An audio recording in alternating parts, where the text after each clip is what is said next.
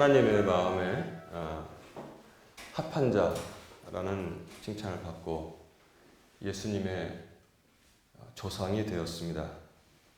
그래서 하나님께서 다윗을 부르실 때는 나의 종 다윗 이렇게 말씀하셨는데, 이 다윗이 평생 2번 죄를 지었습니다.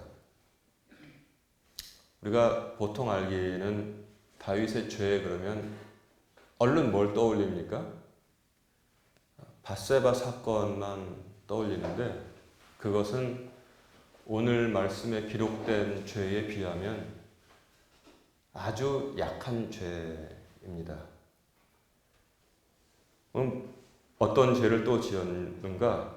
밧세바 사건 외에 오늘 말씀대로 인구 조사를 한 큰 죄를 지었다는 것입니다. 다윗이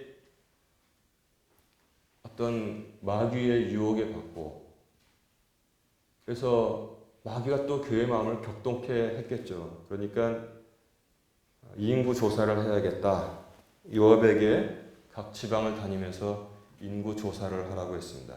근데 성경 읽어보시면 요압은 다윗의 장수였는데 싸움은 굉장히 잘했어요. 전쟁은 잘하는데 머리가 뭐 이렇게 비상하거나 그렇진 못했는데, 그 요압의 입을 통해서 다윗에게 충고를 한 기록이 있습니다. 왕이시여, 왕이 군사가 더 필요하면은 하나님께서 얼마든지 그 수를 더하실 텐데 왜 왕께서는 이러한 죄를 여호와 앞에 지으려 하시나이까? 이 우직한 장수의 입에서 오히려 다윗을 깨닫게 하는 말이 튀어나왔다는 것입니다. 여러분 잘 생각해 보세요. 발람과 발락의 사건에 있어서도 선견자라고 자기가 자칭하지만 아주 멍청한 사람에게는 그가 타고 가는 당나귀의 입을 열어서 잘 안 가니까 채찍으로 때렸거든요. 그 앞에서 천사가 칼을 들고 이제 오면 죽이려고 했는데 당나귀가 그걸 본 거예요. 그래서 안 가니까 이놈아 왜 말을 안 들어 하고 채찍으로 당나귀 잡고 때리니까 당나귀가 저 앞에 안 보이냐? 너 죽고 싶어? 그때서야 눈을 딱 열어주시니까 깜짝 놀라가지고 하나님께 회개하고 그랬던 것처럼 요압의 입을 통해서 다윗에게 경고를 했는데, 다윗이 계속 재촉을 하니까 할 수 없이 요압은 각 지방마다 다니면서 인구조사를 다 마치고 각 지파 족속마다 인구가 이렇게 됩니다. 다윗에게 보고를 했습니다. 요압의 인구조사 완료를 다 듣고 다윗이 흡족한 마음이 있었겠죠. 그래서 그 밤에 잠을 자는데, 그래도 다윗은 다윗인지라 그 마음 안에 신앙 양심이 계속 작용하고 있었습니다. 그래서 그 밤에 그는 깨달았어요. 내가 정말 하나님께 큰 죄를 지었구나. 오 주여, 이제 간청하옵나니 주의 종의 불법을 제거하여 주옵소서. 내가 심히 어리석게 행하였나이다. 주 앞에 이렇게 회개의 기도를 올렸습니다. 징계가 오기 전에 이미 다윗은 회개를 했지만 여느 때와 달리 하나님께서 말씀하시는 것을 볼 수 있습니다. 여느 때에는 하나님께서 다윗에게 직접 말씀하셨습니다. 밧세바 사건 때만 해도 저 아이는 죽을 것이다. 다윗에게 이미 다 말씀해 주셨고, 그 전에 다윗이 수많은 전쟁을 치루었는데 하나님 어떻게 할까요? 우리가 올라가리까 말리까? 그리고 하나님께서 그 적들을 멸하시기로 뜻하셨으면 올라가라. 내가 너와 함께 하겠다. 다윗에게 직접 말씀을 해 주셨는데 이번에는 달랐습니다. 밤이 새기 전에 다윗이 내가 심히 어리석게 행하였나이다. 주 앞에 회개를 했음에도 불구하고 다윗의 선견자 가세에게 하나님께서 응답을 해서 너는 가서 다윗에게 그렇게 전하라. 이게 달라진 거예요. 이처럼 죄는 사람을 하나님으로부터 멀어지게 만드는 것이고 하나님으로부터 멀어지는 것이 죄라는 사실을 우리가 알게 됩니다. 아니 도대체 인구조사가 죄인가? 현대인의 관점으로 볼 때는 왕이라면은 당연히 해서 여러 가지 계획도 세우고 세금 거둘 국가의 세수도 예산을 세우고 그리고 대책도 세우는 그러한 당연한 일을 했다고 해서 어마어마한 벌을 받게 되는구나. 말씀을 모르는 사람들은 그렇게밖에 이해할 수가 없어요. 참 괴팍한 하나님이시다. 고대 국가에서 인구수를 조사하지 않는 데가 언제가 있었느냐. 그게 다르단 말입니다. 인구조사의 뿌리는 바로 무엇이냐? 다윗의 교만에 있었기 때문에 그렇습니다. 교만. 여러분, 교만을 영어로 뭐라고 하는지 아세요? 교만. 이상하게 우리말로 교만 그러면 아주 안 좋게 들리는데 특히 크리스찬들에게는 교만 그러면 가장 큰 죄다. 이렇게 생각되는데 영어로 교만을 말하면 괜찮게 들려요. 교만이 영어로 뭡니까? 프라이드. 프라이드예요, 프라이드. 제가 중고차 시장에 한번 구경 나갔더니 프라이드가 나와 있더라고요. 기아에서 만든 프라이드.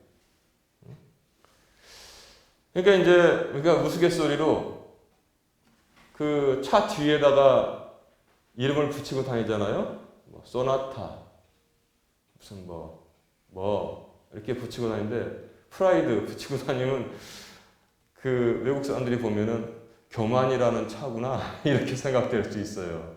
근데 미국의 소설가 존 스타인백의 욕망이라는 이름의 전차라는 소설이 있었습니다. 그 전차 앞에다가 욕망, 디자이어 이렇게 붙이고 전차가 땡땡땡땡땡땡 이렇게 다녔거든요. 그러니까 이제 거기 욕망이라는 이름의 전차를 타고 온 사나이가 있었습니다. 이것처럼 교만이라는 프라이드라는 차를 타고 다니는 그런 경우가 있을 수 있다는 겁니다. 여기서 이제 그 회사에서 프라이드를 붙였을 때는 자신감, 자존감 그런 뜻으로 붙였겠지만 교만이라는 뜻으로 붙였겠어요. 그런데 어쨌든 영어 성경에는 교만 그러면 프라이드라고 나온단 말입니다. 그래서 밧세바 사건은 유욕이 원인이 된 것이고 그래서 그 결과가 어떻게 됐습니까? 다윗이 간절히 기도했지만 아기 한 명이 죽는 것으로 그래도 끝났습니다. 그런데 교만이 뿌리가 된 인구조사 사건은 7만 명의 사람이 역병으로 죽어나간 결론에 이르게 되었습니다. 그래서 성경은 믿음 없이는 이해가 잘 되지 않는 거예요. 밧세바와 불륜을 저질렀을 때에는 한 명이 죽는 것으로 끝났는데 당연히 왕이라면 해야 될 인구조사를 했다고 7만 명이 역병으로 죽어나가는가? 이렇게 생각하면은 신앙을 전혀 모르는 사람이기 때문에 그렇고 목사는 그래서 성경의 원리를 교인들에게 이렇게 말씀을 통해서 전하는 것입니다. 잠언 6장 17절에 보면은 7가지 죄의 리스트가 쭉 나오는데 1번으로 죄의 리스트 중에서 1번으로 나오는 게 뭡니까? 바로 이 프라이드, 교만이라는 것입니다. 교만한 눈빛, 두 번째 거짓된 혀, 세 번째 무죄한 자의 피를 흘리는 손, 막 나가다 7번째 무엇이냐면 형제들 가운데 불화를 뿌리는 것. 그게 마지막 죄. 첫 번째는 뭐예요? 교만한 눈빛. 여러분 어디서나 다니면서 교만한 사람 본 적 있습니까? 없지는 않죠. 많이 봤죠. 교만한 사람들 보죠. 그 눈빛 본 적 있습니까? 교만해가지고 모든 걸 자기가 그 출처를 따져보면은 여러 가지가 있어요. 공부를 많이 해서 교만하게 된 사람이 있고 그의 공부가 그에게 저주가 되는 거예요. 니아까 끌고 다니다가 뭘 했는지 갑자기 돈을 많이 벌었습니다. 그랬더니 그때부터는 교만해서 배는 앞으로 나오고 허리는 뒤로 꺾어집니다. 동창회 나가서 친구들이 알아보면 손을 내밀든 말든 내 손 잡으려면 잡고 말려면 말고 뭐 어떤 일을 해서 교만하게 됐습니다. 그 눈빛을 본 적 있습니까? 교만한 사람을 보면은 사람들도 거부감을 느끼게 돼요. 그래가지고 그런 인간이 망하면은 전부 다 잔치를 한다고 그러잖아요.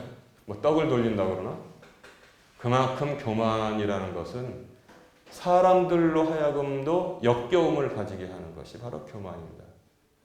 그러니 거룩하신 하나님 보시기에 교만이 얼마나 보기 싫겠어요. 여러분, 살 수 있는 길이 있습니다. 무슨 일이 있었어도 겸손한 마음, 주 앞에 자복하는 마음만 가지면 최소한 죽지는 않아요. 죽지는 않아요. 그래서 영어 표현에서 굉장히 좋아하는 그런 표현이 있습니다. 미국이나 영국 사람들도 이러한 표현을 쓰면은 마음이 대부분 누그러져요. 아무리 큰 잘못을 했어도. 뭘 붙이느냐? please 하는 것도 별로고 바로 이겁니다. with humble mind. 내가 겸허한 마음으로 부탁하오니 이 청을 좀 들어주십시오. with humble mind. 이거 꼭 외워두세요. 혹시 외국에 나가서 큰 실수 저지르면 그 말씀하세요. with humble mind. 내가 겸허한 마음으로 이 부탁을 하니 좀 들어주시기 바랍니다. 그러면 열은 다 그런 부탁을 들어줄 것이라고 생각합니다. 왜 사람의 수를 세려고 했는가? 교만이 그 밑에 뿌리를 내리고 있었는데 첫 번째는 사람의 수를 자랑하려는 것입니다. 사람의 수를 자랑하려는 것. 이게 교만이죠. 프라이드, 자랑하는 것. 두 번째는 사람의 수를 의지하려는 것입니다. 첫 번째 자랑, 두 번째 의지. 자랑, 의지. 자랑, 의지. 이게 바로 하나님 떠나는 교만한 사람들의 마음의 밑에 깔려 있는 것입니다.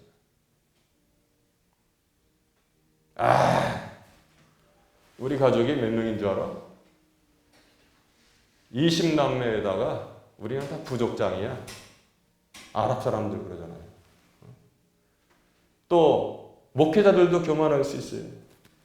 우리 교회는 별로 안 돼. 그럼 괜히 찌그러들고 우리 보통 주일 오후 예배가 무슨 말인지 알겠지? 한 3,000명 참석하나? 성가대가 500명이야. 웬만한 교회보다도 더 커. 요따구로 말하는 목사가 없겠지만 요러면은 그 사람이 교만하다는 것입니다. 그리고 나에게는 무슨 일이 일어나도 교인이 5만 명인데 다 처리해 주겠지. 언제부터 목사가 교인을 의지하고 목사의 본분이 무엇입니까? 여러분, 사람을 의지하지 마십시오. 오직 하나님을 의지합니다. 그것을 가리켜야만 하는 사람이 교인이 수십만 명이 됐다고 해서 교만이 들어갔다면 그것이 그에게 복이 되겠습니까? 잘 생각해 봐야 되는 것입니다. 신명기 7장 7절을 기억한다면 절대 그렇게 하지 못해요. 하나님께서 이스라엘 백성을 택하신 이유를 신명기 7장 7절에서 말씀하시는데 주께서 너희를 친히 사랑하시고 너희를 택하신 것은 너희가 다른 백성보다 수가 더 많기 때문이 아니니라. 너희는 모든 백성들 중에서 수가 가장 적으니라. 그래서 하나님께서 택하셨단 말이에요. 그런데 그 민족이 하나님의 은혜로 점점 융성하게 되니까 다윗이 두 번째 통일 왕국의 왕이 되어서 여봐라, 모든 지파별로 인구수를 다 조사해서 이렇게 됩니다. 왕이시여. 그렇구나. 내가 자랑하고 내가 옆에 있는 모아방하고 얘기를 하러 가는데 명함에다가 좀 하나 넣어야 되지 않겠느냐. 그렇게 지금 돼버렸다는 거예요.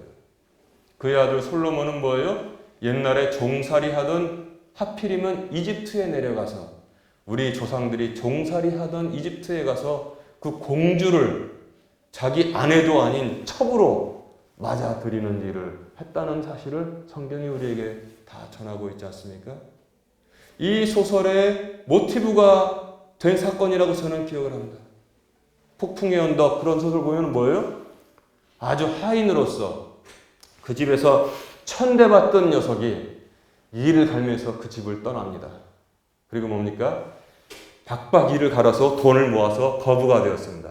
그리고 자기가 종살이하던 집에 다시 나타나게 되는 것입니다. 그 집 딸과의 그런 그 애증의 관계, 그런 것을 소설화시킨 것이 우리가 다 알고 있는 폭풍의 언덕인 것입니다. 아마 그런 심리가 작용했을까요? 솔로몬도 하필이면 우리 조상이 종살이하던 애굽의 공주를 나의 첩으로, 왕비도 아니에요, 첩으로 맞아 드렸던 것을 볼 수 있습니다. 다윗의 마음도 변해갔습니다. 다윗의 마음도 사무엘상 17장 45절 이하를 보면은 골리앗하고 싸우러 나갈 때 골리앗이 뭐예요? 이스라엘의 군대의 왕이신 하나님을 저주하면서 다윗 앞에 나갔습니다. 그랬더니 다윗이 뭐라고 했습니까? 그 소년 다윗이 너는 칼과 단창으로 내게 나오지만 나는 만군의 여호와의 이름으로 너에게 나간다. 그래서 돌을 던져서 그들을 다 쓰러뜨렸습니다. 다윗이 뭘 의지했습니까? 그때 골리앗을 이겼을 때 누구를 의지했습니까? 너는 칼과 단창으로 내게 나오지만 나는 만군의 여호와의 이름으로 내게 나간다. 그때 다윗은 승승장구하였던 것입니다. 다윗은 그것을 경험했어요. 그래서 시편 18편에 어떻게 그가 하나님을 노래했습니까? 오, 나의 힘이 되신 여호와여, 내가 주를 사랑하나이다. 내가 주를 의지해서 적군을 향해서 달리고 돌담을 뛰어넘나이다. 오직 하나님만 의지하고 그는 착한 자로 잡고서 적군 속으로 뛰어들어가서 큰 무공을 세웠습니다. 그때는 하나님만 의지했을 때는 다윗이 승승장구했던 것입니다. 그런데 이제 큰 나라를 이루고 가만히 살다 보니까 말년에 이제 또 무슨 신앙의 믿음의 망령이 들어서 인구수를 조사하는 그런 교만이 그 안에 있었습니다. 사람의 수를 자랑합니다. 사람의 수를 의지하게 되었다는 사실을 우리가 어렵지 않게 살펴볼 수 있는 것입니다. 이처럼 말년의 대실수가 오늘의 말씀의 인구조사 사건이었습니다. 죄와 벌이라는 소설이 있듯이 죄를 지으면 반드시 징계가 따라옵니다. 선견자 가세의 입을 통해서 하나님께서 다윗에게 선택할 수 있도록 은혜를 주신 것은 무엇이냐? 첫 번째, 7년 동안, 애굽에서도 7년 동안 기근이 들었잖아요. 7년 기근을 내가 당할 것이냐? 아니면 내가 두 번째, 3달 동안 적군들 앞에서 일을 가는 적군들. 다윗이 얼마나 많은 이웃 나라들을 쳐서 이겼습니까? 3달 도망갈 것이냐? 아니면 사흘 동안 역병이 들 것이냐?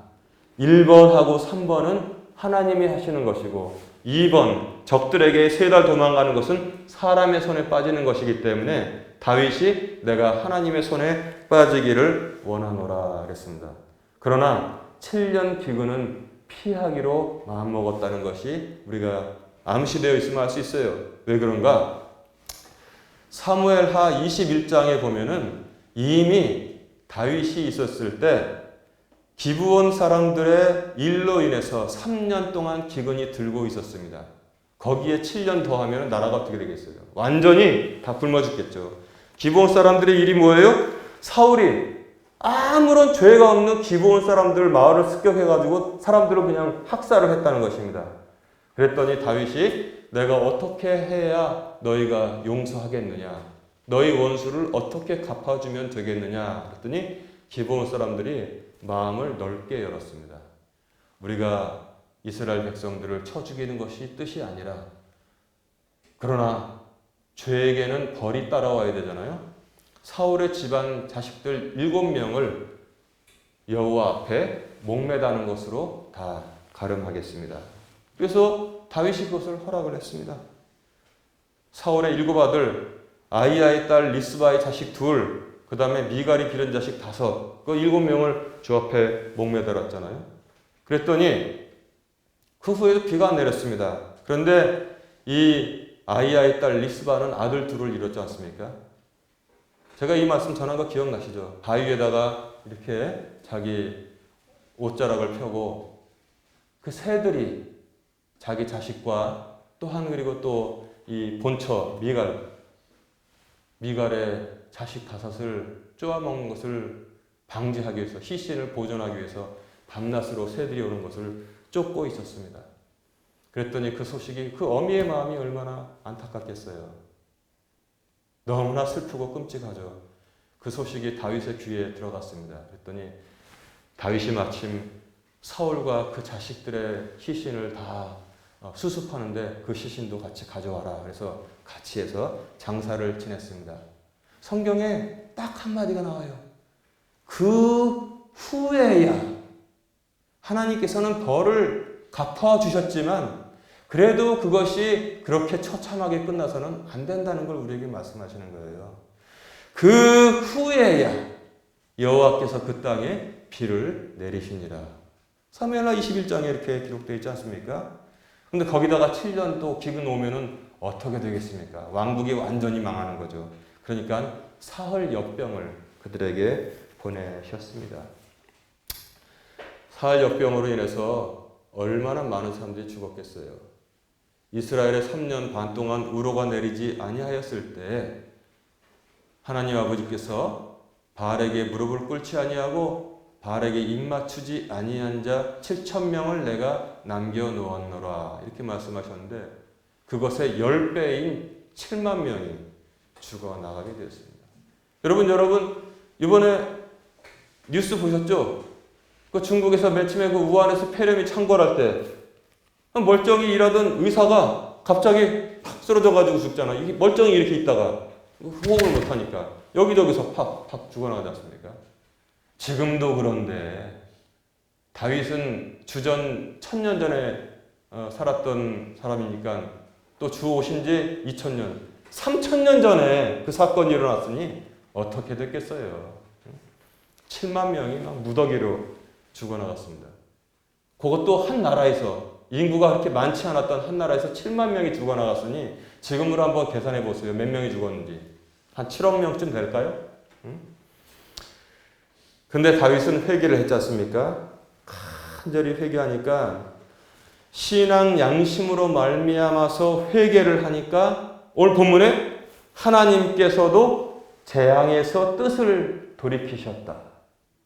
회개를 하니까 재앙에서 뜻을 돌이키셨다. 아, 죄와 벌, 죄는 벌을 끌어오지만 회개는 용서를 끌어오는구나. 이 아주 단순한 원리를 여러분 꼭 기억하십시오.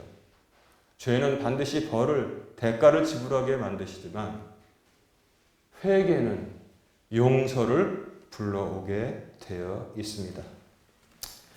그런데 지금 신앙 양심이 있는 시대인가? 신앙 양심. 지금도 3000년 전과 같이 역병이 아직도 다 끝나지는 않았습니다. 지금의 시대가 어느 시대입니까? 인류의 과학 기술의 진보로 말미암아 우리는 지금 거의 신의 경지에 도달해서 살고 있습니다. 교만하죠. 또 안도하죠. 그 안에서. 그러니까 어떻게 보면은 하나님이 필요 없는 시대에 지금 우리가 살고 있습니다. 더 자세히 들여다보면 하나님이 귀찮은 시대에 살고 있어요. 이게 조금 더 시간 지나서 암도 완전히 뭐 알약 몇 개 먹고서 정복되는 시대가 오면은 정말 하나님이 필요 없고 하나님이 귀찮아 죽겠어 그냥 하는데, 그나마 무서워하는 게 지금 암인데 알약 먹고 치료 안 된다고 하니까 하나님이 귀찮아. 전도하기 점점 더 힘들어져요. 미국에서 반짝 교회들이 부흥했던 때가 언제인 줄 아세요? 목사들은 그때를 좋아했대요. 그래서 9.11 테러 사건이 일어났을 때 어마어마하게 높은 이 세계 무역센터 빌딩이 교만하게 바벨탑처럼 서 있었는데 기름 꽉 채운 비행기 몇 대가 그냥 와가지고 콱콱 들이받으니까 어메 와르르 그냥 무너져가지고 아주 없어져 버렸잖아요. 없어져 버렸어요. 그러니까 사람들이 그때 인생의 허무함을 많이 느꼈답니다. 그래서 교회 안 나오던 사람들이 교회를 막 나오기 시작했대요. 미국 교회가 잠시 그때 부흥을 했다고 합니다. 그런데 세월이 다시 다 안정이 되고 편안하게 되니까 다시 또 교회를 안 나와. 다시 신앙생활을 안 해. 이게 사람들의 이 본성입니다. 본성. 지금 얼마나 거의 신의 경지에 살고 있는데 교만하고 또 그 안에서 안도하고 하나님이 필요 없는 시대, 더 깊이 나가서 이제 하나님이 귀찮아 죽겠어요. 그런데 이 교만한 인류에게 눈에 보이지도 않는 바이러스라는 것들이 돌아다녀서 사람을 죽이는데 3000년 전의 역병에 전 세계가 지금 선진국을 포함해서 속수무책으로 얼마 전까지 당했던 사실을 여러분 알죠? 이탈리아에서는 얼마나 많이 죽었습니까? 몇만 명이. 그 사진 보니까 그냥 관들을 그냥 쭉 마당에다 전시해가지고 장의사 차를 부를 수가 없으니까 군용 트럭들이 와가지고 관들을 쓸어가고, 그 다음에 중국은 더 끔찍하더라고요. 저 난민가 어딘가 거기서는 사람들을 덤프트럭에 싣고와가지고 구덩이 파놓고선 덤프트럭이 뒤 올리니까 시체들이 그냥 막 밑으로 덤프트. 지금 잘났다고 과학의 시대에 막 그냥 막 살다 보니까 이렇게 하나님께서 옛날 클래식하게 고전에 3000년 전에 역병 너희들 한번 막아봐라 한번 보냈더니 그냥 다. 그러니까 여러분, 제가 어떤 그 유튜브 방송 보니까 미국의 어떤 목사님이 마치 광야에 외치는 자의 소리, 침례 요한과 같이 옷을 입고서 텅텅 빈 거리, 거기도 아무도 다니는 사람이 없잖아요. 거기서 소리를 외치기 시작했습니다. 제일 먼저 제가 본 곳은 시카고라는 도시였었는데 텅텅 빈 시카고의 거리에서 시카고! 회개하라! 거기 갱들이 많잖아요. 잔인함과 피와 사기와 속임수 전부 회개하라. 그리고 외치고 다니고 있었습니다. 그 다음에 그분이 또 어디로 갔냐면 뉴욕으로 갔습니다. 뉴욕에 가서 뉴욕! 회개하라. 그래서 전국을 다니면서 회개를 선포하는데 제 가슴에 많이 와닿았습니다. 이때 할 수 있는 것이 무엇이냐? 회개! 회개 외에는 길이 없다는 사실을 우리가 알아야 돼요. 지금 이제 하나님의 선하심과 감하심으로 말미암아 물러가는 듯한 지금 우리나라가 좋은 성적을 내었다고 많은 사람들이 떠들고 있어요. 이 성적이 뭐가 이렇게 중요한지, 우리나라는 달랐다, 한국은 달랐다, 한국인은 우수하다. 거기다가 또 난데없이 특정 인물을 칭송하는 분위기가 지금 막 만들어지고 있어요. 나는 이해를 못합니다. 언론이라는 것은 보통 비판적이어야 됩니다. 누가 정권을 잡았건 그것을 감시하고 견제하고 비판하고 쓴 말을 해서 온전히 갈 수 있도록 하는 것인데, 언제부터인지 언론이 칭송을 하기 시작했습니다. 전 세계가 대한민국의 제품을 달라기 위해서 전화를 하고 자 달라고 이렇게 굽신거립니다. 그 좋습니까 여러분? 그 자꾸 언론에 나오는 게 난데없이 특정 인물을 칭송하는 분위기가 됐어요. 저희 집도 마찬가지예요. 안부 전화로 예, 예 어머니 하나님께서 다 주관하시는 거죠. 근데 평생 신앙생활했던 분도 어서 들으니까 그런 말을 자꾸 하시는 것 같아요. 또 다른 교만의 위험이 지금 전국을 휩쓸고 있습니다. 그래서 한국인은 위대하다.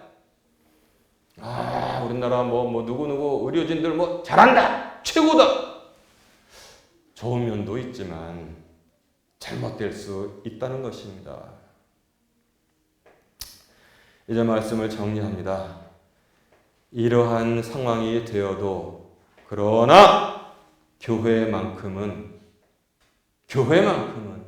첫 번째, 우리가 얼마나 보잘것없는 존재임을 잘 알려주어야 합니다. 두 번째, 신앙 양심의 회복에 대해서 교회는 끊임없이 말해줘야지 살게 되어 있습니다. 하나님보다도 사람을 신경 쓰는 교회가 있다면 그 대단히 지금 방향을 잘못 잡고 있는 것입니다. 우리가 얼마나 보잘것없는 존재인지를 알려야 합니다. 신앙 양심의 회복이 있어야 됩니다. 세 번째, 겸손히 하나님께로 돌아오는 계기가 마련될 수 있도록 기도해야 하는 것입니다. 그런데 보니까 코로나19 방역도 성공이다. 두 번째, 긴급 지원금도 각 가정마다 나눠준다 하니까 이러한 분위기에서는 더 힘들고 어렵게 됐어요. 그런데 제가 우리 권사님들하고 얘기를 해보니까 우리 권사님도 똑똑하더라고요. 그 돈이 자기 돈인가? 우리 애들이 다 세금 내는 거지. 그게 정답이란 말이에요. 그게 자기 주머니에서 줄 돈도 없겠지만 그거 다 자식들이 세금 내는 거예요. 그거. 그래서 이러한 현실에서 그럴수록 우리 성도들은 깨어서 세상에 물들지 않고 세상에 휩쓸리지 않고 사람이 아닌 하나님을 의지하는 믿음을 굳건하게 세우는 계기가 되기를 주님의 이름으로 축원합니다.